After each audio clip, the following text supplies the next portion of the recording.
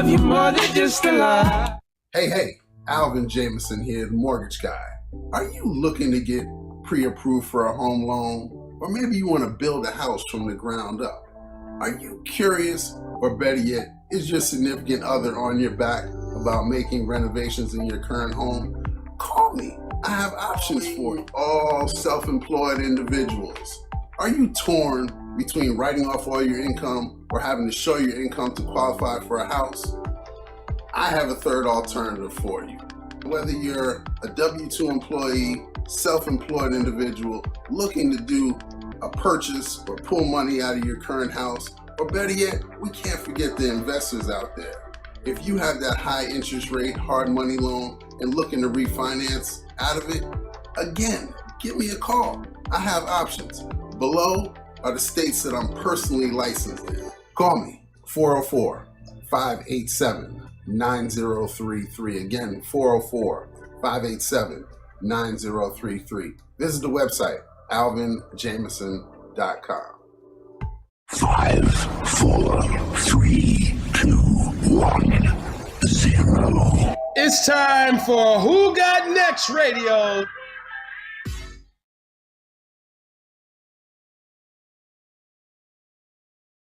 Hey, y'all, it's your girl London B, and straight out of Philly, you are now listening to Philly James on God.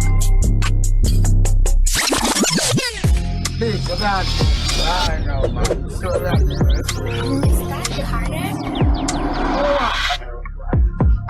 I come from Jamaica, I come like this. You come up. Hey,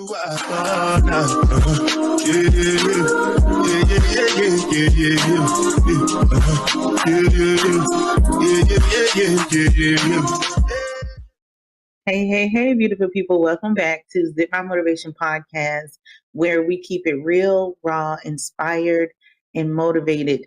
Here, we want to take you to the next level. Again, let me repeat, make sure to like, share, and subscribe, and also listen to 101.5 Indie Radio every Tuesday, where I'm on at 11 a.m. and 6 p.m., where you can hear some awesome empowerment, some things to take you to the next step, some wonderful mindset tips, mindset transformation. And if you would like to reach out for a consultation for mindset coaching, you can also reach me, Zipmouth Motivation, at deeloveelymotivation@gmail.com. So I have a guest. Again, I told y'all this month was going to be very powerful, some inspiring guests that will give you some techniques to take you to a different level in life, or just some things to inspire you to continue to do what you're doing, that the fight continues, the race continues, and no matter what happens, no matter what you go through, you can do this. So I'm going to bring my guest up, and I'm going to let him introduce himself. And so I hope that you find this guest to be empowering, because I did. You're going to hear a story of, I can't believe this, but he did. Hey, Philip, how you doing? Hey, it's great to be here. Thank you for having me. I'm really looking forward to this conversation. Yes, welcome to the show. Can you tell the people who you are, where you're from, and we'll get into what you're going to do here. Yep, so my name is Philip Wribe, originally from the UK, but for the past 9.5 years, I have been living in Dubai.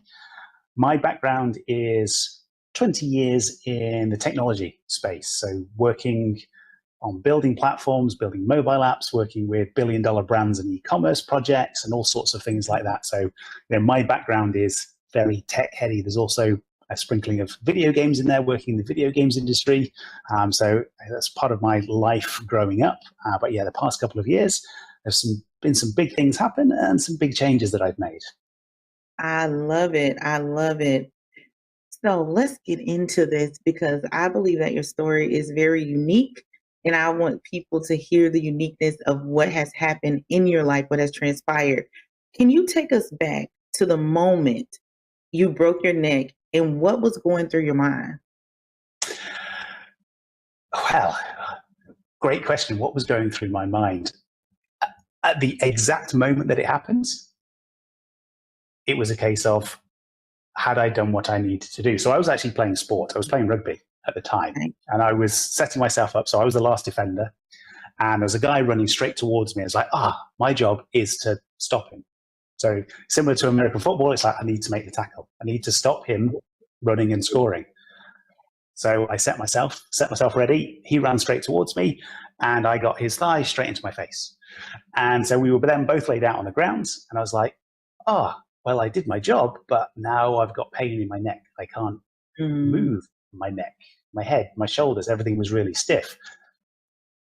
The key thing I think here is that was the moment where it happened, but I didn't know it for 7 weeks. I just got up and was like, this is really stiff. Maybe I just need to take it easy. Maybe I need to put some ice on it. Maybe I need to go and see the physio, which is what I did for 7 weeks. So the club that I was playing for, we had access to a physio. So week on week, I was going, and they were, getting the thumbs in and doing the massages and trying to ease everything up. I was like, this is not working. So 7 weeks later, they suggested going and getting some scans in a hospital, which I did. Right. That's when I actually found out it was broken. So for 7 weeks, I've been walking around. I had a soft collar on. I was trying to sleep. I was still trying to function, but everything was stiff. I couldn't move my neck. I couldn't move my head. And then, I sat down with a consultant who was like, congratulations, you've broken your neck. You need 6 hours worth of surgery to put a plate and screws in. Wow, that is 7 weeks. Those 7 weeks must have been like very uncomfortable. I don't know about pain, but very uncomfortable trying to sleep. I have a shoulder injury from an accident, and I still have a hard time sleeping or getting comfortable or getting up sometimes. So that was uncomfortable. So you said now they're telling you had to have surgery. Well, there was something very significant about having this surgery because you opted out of this surgery. I did, yeah. So I got the diagnosis. It's like, we want to put a plate and screws in. It's going to be 6 hours worth of surgery. We're going to go in through the front and put stuff in, and then we're going to turn you over and we'll go in through the back. And I was like, I'm going to stop you right there. Because I knew you couldn't afford the surgery. Mm-hmm. Mm-hmm. So I sat there going, not only is the description of the surgery that you want to do horrible, you've just told me you're going to go in through the front and the back, and I'm going to have the scars, and it's going to be 6 hours. But listening to all of that and going, okay, I understand what's involved, but I can't pay for it. Mm-hmm. So even if I'd wanted the surgery and thought, yes, I'll go through with this, I was like, I'm still not going to be able to afford it. So I said, thank you. I'm going to have to walk out and leave. And so I did. I said no to the surgery. I walked out to the hospital, and I went, you know what? I have already healed other bones from sports injuries. Right. Let's see what happens. I know my body is strong. Right. Let's now hope that it has the strength to heal my neck. Wow. And that is so significant because one thing that I read about you is that you said basically I'm going to have faith for my body to heal naturally. What mindset were you in making that decision? It's a great question. What mindset was I in? Well, I guess there's two sides to it because there's I know I'm in a situation where I can't take what is the suggested path. I'm not going to have the surgery. I can't afford that. So what are my alternatives? Right. I knew that my body was strong enough. Mm-hmm. I'd heard and read and seen other people do amazing things with their body. So it's if I believe that it is possible, then it is possible. Absolutely. So I went through that process and, okay, just day by day, what's going to happen? Are there exercises that I can do? And this will be the first time that I've actually said this. So one of the 18 months later, I got another set of scans, and the consultant said, you've got full strength. You've got full range of movement. You've grown new bone around the break. But one of the exercises that I used to do, where I do the dishes, so after dinner, washing up and cleaning everything, there's a cupboard right above the sink. Right. And I used to rest my head against the cupboard and I would press against it because that would sort of start to trigger all the muscles in your neck because you put them under tension. And that's one of the exercises that I used to do for myself to try and build the strength in my neck and ease things. And I think that was one of the, rather than just sit and do nothing with it and just leave it, I was starting to try and do some activity. So I wasn't back in the gym, I wasn't weightlifting or anything else, but just that simple exercise of putting some pressure so that it starts to trigger all the muscles in my neck. I think that is part of what helps. Right. Amazing. That is amazing. So during this process of this, there was something else going on. How did the COVID lockdown impact your healing journey? Because now you're at home and you're trying to heal yourself basically, but we're on lockdown. So how did this impact your journey? It was really tough because the nature of the business that I had at the time, a lot of it was event-based. So immediately, half the business disappeared. The proposals that I was working on, all of those businesses were like, we need to just pause this. And all of those that I was already working on, it was like, you've done all the planning. We're about to do a live event. We're also going to have to pause. So it was really tough. I've got a neck situation to deal with. Again, I was wearing my soft collar every day.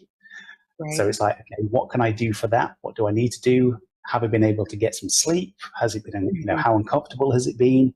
Oh, and then in the waking hours, what am I doing?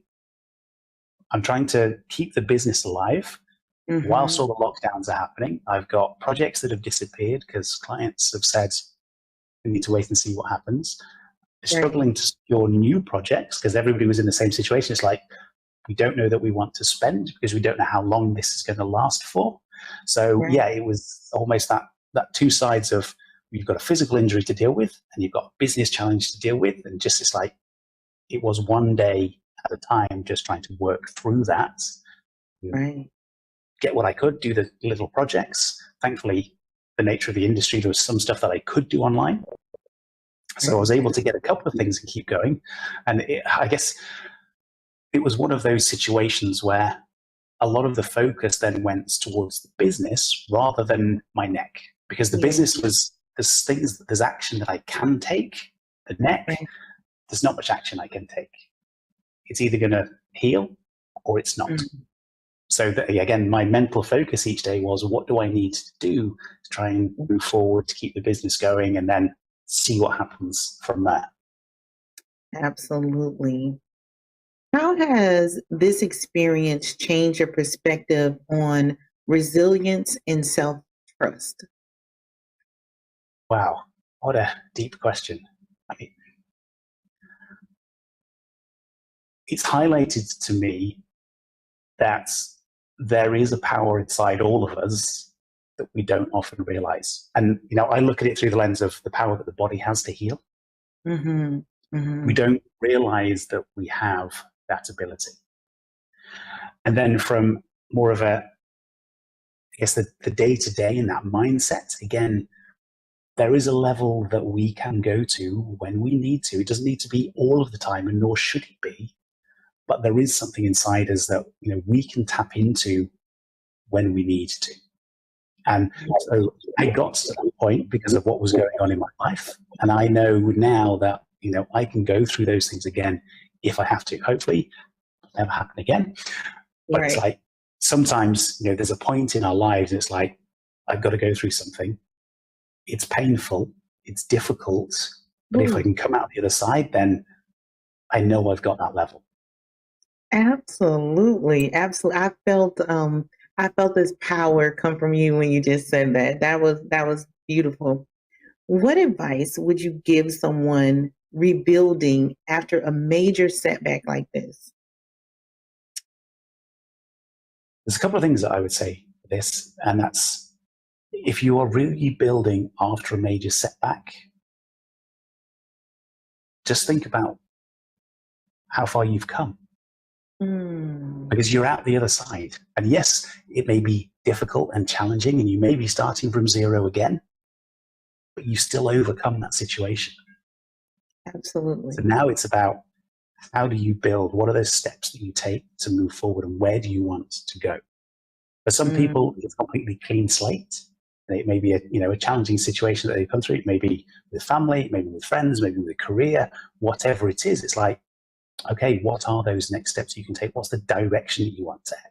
Maybe this is your opportunity to head in a completely new direction. So think about that. Think about what it is that you want, because there's been a situation.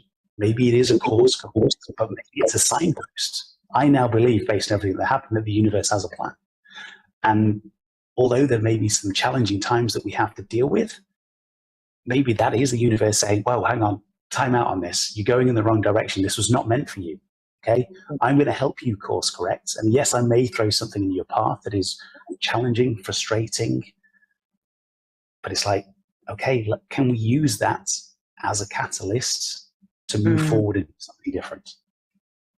Wow, that is a great, like, that, especially the ending. Can we use that as a catalyst? Like, I don't think that we all the time understand that chaotic situations may seem chaotic, but there's always a bigger picture, and there's always something on the other side of that picture that's going to help you rebuild. We focus on the problem so much, we forget about the process of the rebuilding. I love that. I do love that. So you also, after this, I don't, you're just like a man of all over stuff. So you wrote a book, Finally Find Freedom. Yes. And this book became a bestseller. What inspired you to, there we go. There's the book, you all. What inspired you to write?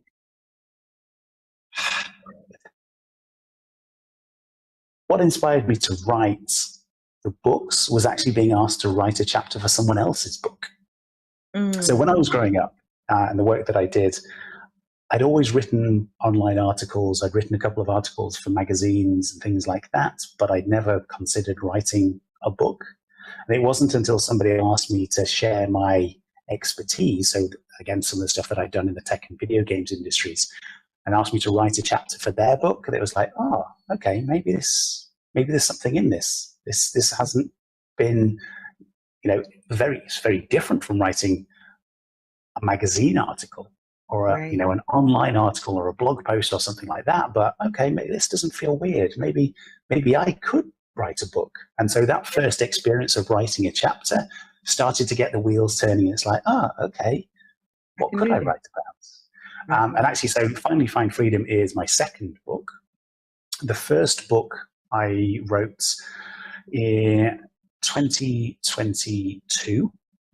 And it was about, or is about, it's still available, it's about managing screen time. So it's for parents and for teachers, about managing kids' screen time and how to improve their math skills using video games, because that's part of my background. And again, going through that process of writing is like, okay, I've done it. Now I understand it, which means I could do it again. Right. And so the second book has come along, okay, very different topic, but because I'd been through that process once and I understood it, and I understood the process for writing the first book because I'd written a chapter for somebody else's book, again, it's just building blocks. It's like, okay, what's that next step? I've done a small bit. How do I expand upon that? Okay, so a chapter becomes a book becomes a series. And so you can build out in any area of life in exactly the same way. Wow. Okay. That is, okay, you can build out in any area of your life the same way. And I want people to catch exactly what he just said, because that was powerful. What is different about this relaunch on February 25th? What is so different about this relaunch? There's a couple of things. The first is the cover. So when I launched the book the first time, and it's about life's 12 chains that hold us back, and that, the stories that are in there are my stories and experiences, stories from people that I've had conversations with, and uncovering life's 12 chains that hold us back, like convenience and relationships and priorities and location. And there's 12 of them that I go through in the book. But this second edition, this relaunch, one of the biggest things is the cover. The first time I just wanted to get the message out. It didn't look pretty. Now it's on brands. I've added some more stories from people. I've taken one chapter out and added one chapter in. So the new chapter is the 3C model to progress. So it's letter C for 3 key things that have helped me and other people in my ecosystem make the progress that they want towards their goals. So I was like, here's an opportunity. I'm already using it, but I've got an opportunity to put it into the book, into the new edition. So yes, the relaunch is about the branding for one, but also adding some of those extra stories and key elements in. So I'm excited for the relaunch because it was also a learning opportunity for me. I knew how to launch a book, but I'd never done a pre-order. So I also learned how to do a pre-order or paperbacks and list them on Amazon. So it was a new learning for me, which is great because I can now take that learning and use it for any future books. So where I've just mentioned that you start with the building blocks and you build up, for this launch, I've added another building block for myself because I now understand how to do pre-orders. All right. I love it. You also contributed to, and you talked about a little bit, is it Resilient AF, the volume 2? Yes. How does this chapter, how does this tie into your personal journey? So it is a chapter about the journey of my neck, turning the surgery down and walking out of the hospital and leaving it to heal naturally, because again, it's my story of resilience. And the book has some amazing stories in there. It's a compilation of people sharing their stories of grief and trauma and how they've overcome those situations. And I was able to contribute to that book and share my story on the back of a conversation I had with the core author and the lady who was creating the book. She was a guest on my podcast. And I think that in itself is an important message because it demonstrates that one conversation has the power to change everything. So in this instance, I had the conversation with her. She made me aware of the book. I was like, that's an opportunity. I can go and share my story. I can get to connect with all of the other authors and understand their stories and their journeys. I was then also able to go and see myself on a billboard in Times Square in New York with all the other authors, which I did a couple of weeks ago. Wow. But that all came on the back of one conversation. And we never know when that one conversation is going to happen. Absolutely. But it's a mindset shift to say, it's possible. Just one conversation. If we're willing to have those conversations and be open and explore, be inquisitive, one conversation could change anything. It could be a client, could be a project, could be a book opportunity, could be an event, could be the love of our lives. Right. It still comes back to the power of a single conversation. And that is the simplicity of life that some people don't hold on to. Is it only takes one, it takes a hello sometimes. Hello. And from that, someone may say, how are you doing? And you know what? I just feel like very easy to talk to you about whatever, you know? So I think that is very, very powerful. So what key message do you want your readers to take away from your writings? Biggest key message is that we are more powerful than we give ourselves credit for. We have the ability to do anything, to achieve anything, to make changes. So if we feel stuck and frustrated at the minute, and this is the core concept of the book and why it's about the 12 chains that hold us back, we have the ability to make changes. Some people move halfway across the world. That is a change. Location is one of the chains that I talk about in the book. Right. We have the ability to overcome fear. Right. Fear is one of the chains in the book. Right. So it's about recognizing that we in ourselves have that internal power and that we have the ability to make changes if we choose. Mm. And there's something about choice that I love. There is something about choice that I love. So there is also another part of you, and you would like to help female coaches with tech. You're using your technical skills to help female coaches. Why did you choose this specific focus? So after my neck injury and going through that process of trying to keep the business going through COVID, I started a personal development course in 2021, April time in 2021. I saw an advert for a course on YouTube, clicked it because I thought, well, what have I got to lose? Right. And one of the questions in that course was, what impact and contribution have you made and what's going to be said at your funeral? Mm. And given that I'd had the neck injury, and if that had been any worse, could have been my funeral, I was like, okay, what do I now do differently? How do I use my skills and experience to support others? So part of that has led to the books, but part of it is, well, okay, I've got 20 years of tech experience. What can I do with that? And so, yes, that has now formalized to be, okay, let's support female coaches. Let's help them with their websites, their sales funnels, their email automations, the systems and the processes that they can have in the background so that they don't have to worry and they can focus on supporting their clients, having the impact that they want. And one of the questions that I often get is, well, why female coaches? And there are three main reasons. And this is what I tend to share with people. The first is my mum. Okay, so over the years, I have done 4 website project builds for her businesses or her employers.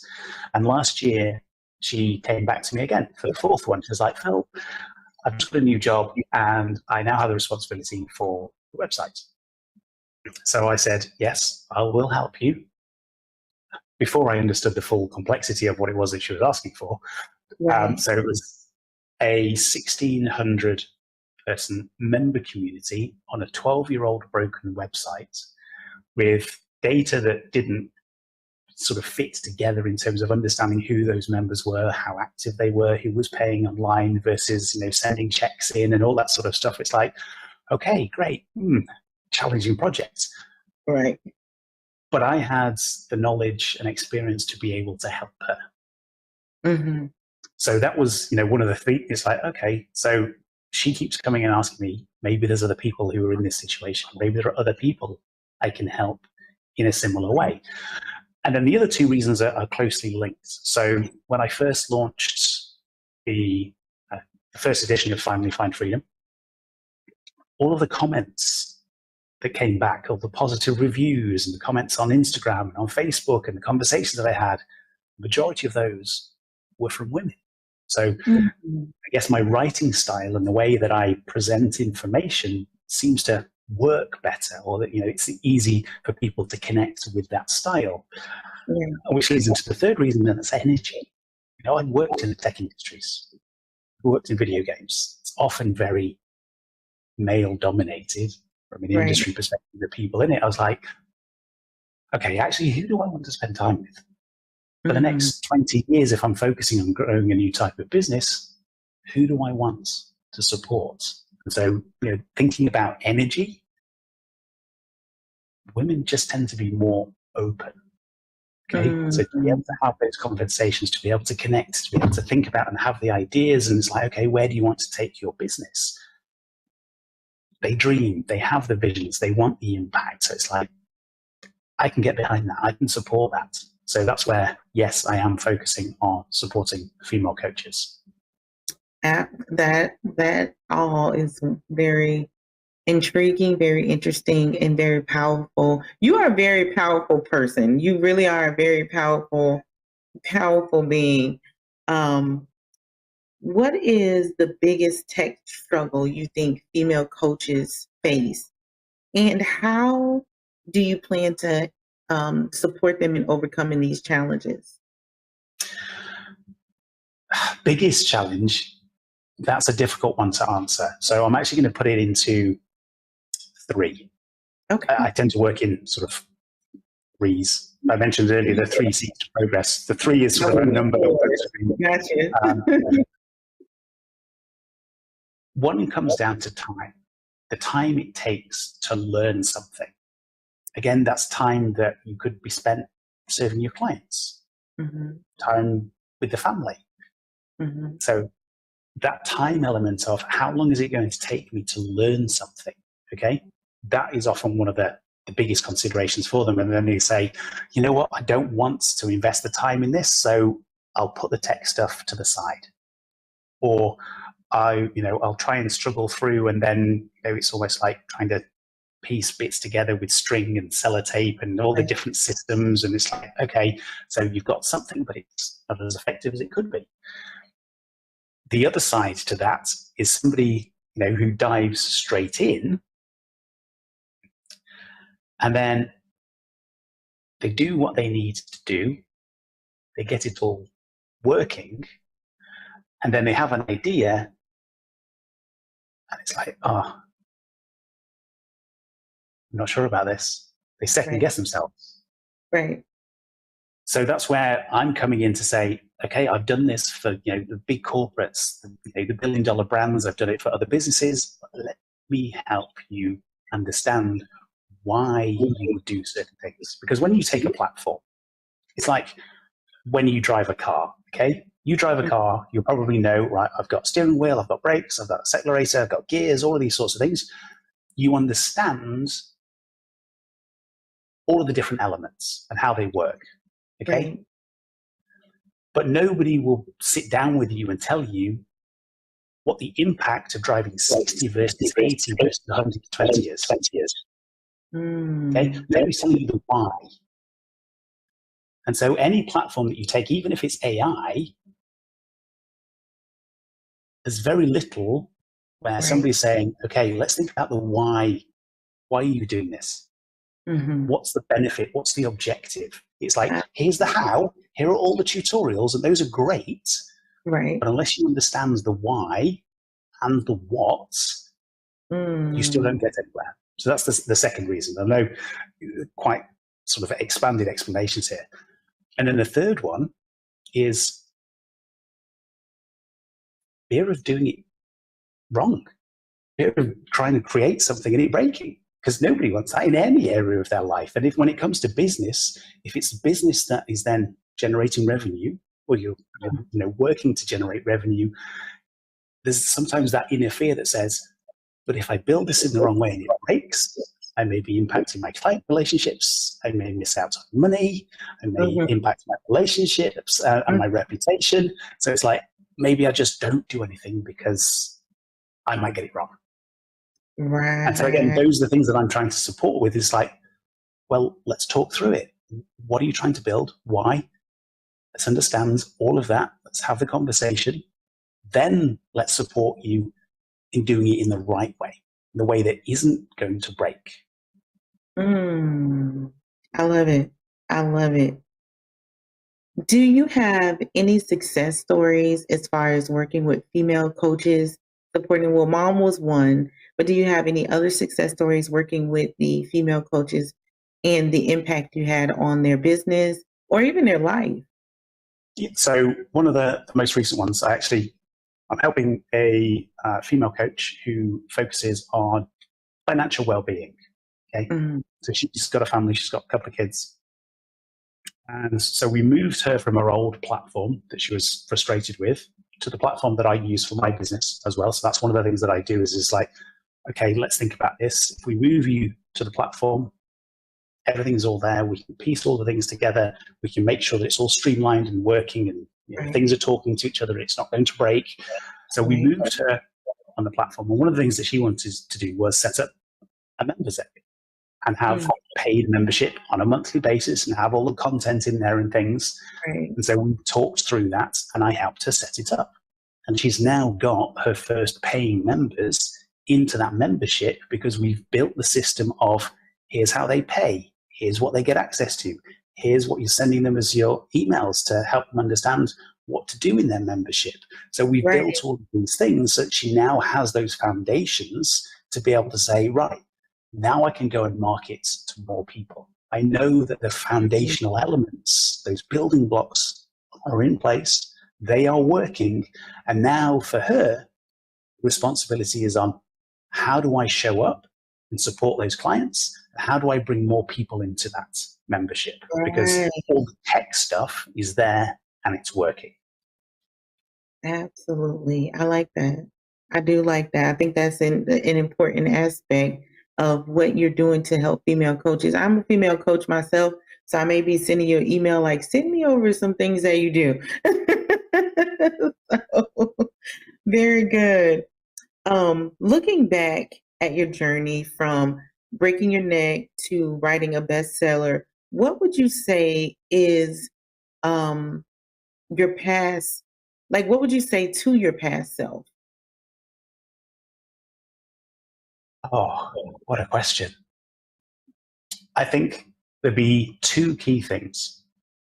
One is that the universe has a plan, because it's only the past couple of years, based on everything that's happened, that I now believe that. So for my past self, if I could get into that mindset and say, okay, I accept all the pain, all the challenges, all the things that I've had to go through, it's serving a purpose. I think that whole journey would be a little easier.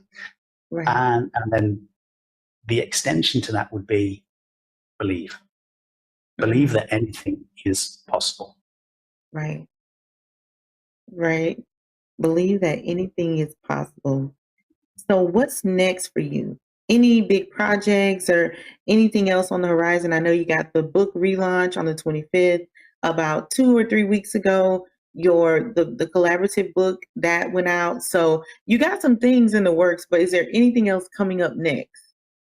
There are a couple of things. So May in 2025 will be the next edition of my virtual summit. So it's the Find Your Freedom virtual summit, again, for female coaches, with female coaches as guest speakers, sharing their expertise and their wisdom and building that collaborative community. And then there'll also be the merchandise line. So taking quotes from my book. So I'm actually wearing one now. Find Your Freedom branding. There's a quote on the back. So yes, that's one of the things that I'll be looking to launch as well, because it supports the book, it supports the community, the key messages from the book, and then building that out. And so one of the things that I'm looking to do with the merchandise line is take a percentage of all sales and use that for giving back. So for me, I am a scuba diver. It's one of the activities that I enjoy. So in the book, they're labeled as freedom activities, the things that we enjoy doing and want to spend time on. Scuba diving is a freedom activity for me. So a percentage of all of those merchandise sales will go into taking plastics out of the ocean and sanctuaries for turtles and various other marine life. I love it. I love it. Where can the listeners finally find freedom and connect with you for tech help? So if a coach wants to reach out to you, or if someone wants to get your book, where can they locate the book and find you for support? So the easiest place is my website. So that is my name. So it's www.philipwribe.com. Ride is with a silent W, so it's WRIDE. On there are links to a couple of masterclasses about using tech and online business. There's a link to get the book. There's the ability to contact me. So that is the easiest starting point. And then depending on what it is that you want, there are signposts to different areas. Love it. Love it. So here on first, I want to thank you though. I want to thank you for being on the show and just sharing your power, your strength, your resilience, your great energy, for sharing that with me today. And here on Zipmouth Motivation, I love to have the guests leave the audience with a tip, something to like carry them through the week, the month, the day, I don't know, the lifetime, because depending on what it is, it may support them through, they might think about it every time. Like I remember this guy was on Zipmouth Motivation Show and he said this, and it keeps them. So what is it that you could share with the audience? So it's actually a quote from the book. It's the one that I have on the back of my t-shirt right now. And it's that happiness is a state of mind, and freedom is a way of living. And if we can keep that and think, okay, I can manage my happiness because it's a state of mind. I can think about, or I can have those memories of times that I smiled, laughed, felt joy. We can manage our state of happiness.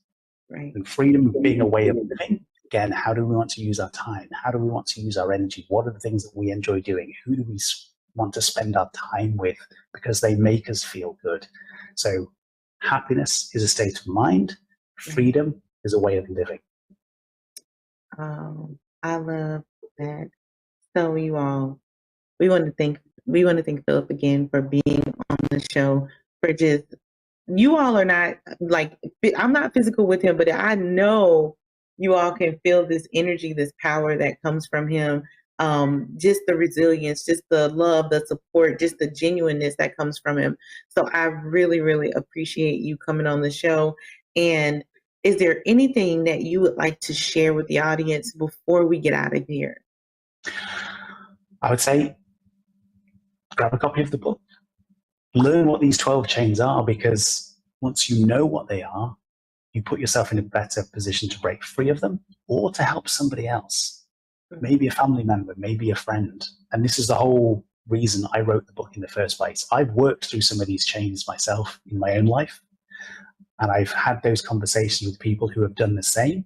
And the reason I'm sharing is to help others do exactly the same thing. So I would encourage you, pick up a copy of the book, even if it's not for you, it has the power to help someone else. Absolutely. So as usual, guests, as usual, audience, we love you. We support you here at Zipmouth Motivation.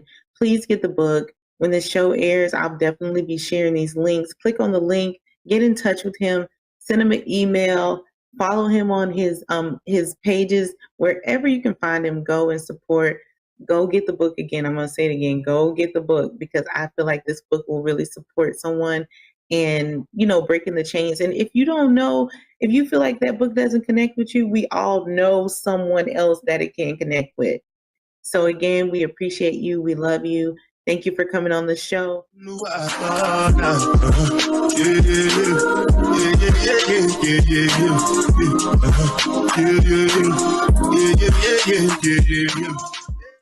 Hey, Alvin Jameson here, the mortgage guy.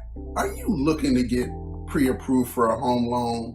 Or maybe you want to build a house from the ground up? Are you curious, or better yet, is your significant other on your back about making renovations in your current home? Call me. I have options for you. All self-employed individuals. Are you torn between writing off all your income or having to show your income to qualify for a house? I have a third alternative for you.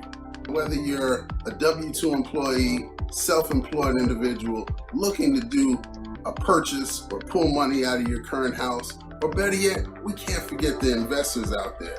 If you have that high interest rate, hard money loan and looking to refinance out of it, again, give me a call. I have options. Below are the states that I'm personally licensed in. Call me, 404-587-9033. Again, 404-587-9033. Visit the website, alvinjameson.com.